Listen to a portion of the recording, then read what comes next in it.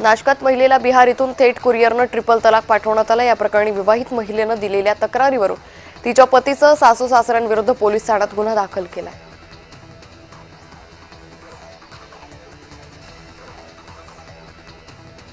Drink and drive बाबत पुणे पोलिसांनी मोठी कारवाई केली। मागील 3 दिवसात 172 जणांवर गुन्हे दाखल केलेत।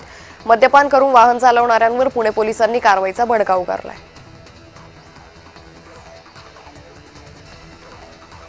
बाबासाहेबांच्या महापरिनिर्वाण दिनानिमित्त मध्य रेल्वेनं विशेष तयारी केली आहे। 5 आणि 6 तारखेला विशेष 12 लोकल चालवल्या जातील। यापैकी 6 मध्य रेल्वेवर तर 6 हार्बर रेल्वेवर चालवण्यात येतील।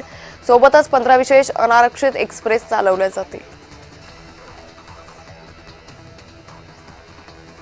सुरतहून पुण्यात आलेल्या एका महिलेकडील सोन्याच्या दागिन्यांची पिशवी प्रवासादरम्यान रिक्षात राहिली होती। ही बाब महिलेला घरी गेल्यानंतर लक्षात आली आणि त्यानंतर तिनं तातडीनं वारजे माळवाडी पोलीस ठाणे गाठलं।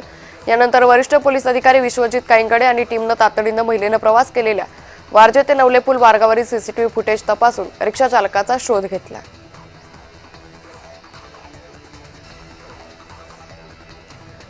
गुजरातमधील वडोदरा इथं असलेल्या समाज स्पोर्ट्स कॉम्प्लेक्समध्ये 28 ते 30 नोव्हेंबर दरम्यान झालेल्या 21व्या इंटरनॅशनल कराटे चॅम्पियनशिप 2025 मध्ये महाराष्ट्रातील उदयोन्मुख कराटेपटू आराध्या पांडे हिनं सुवर्ण पदक जिंकत दमदार कामगिरी करत राज्याचं नाव उज्ज्वल केलंय।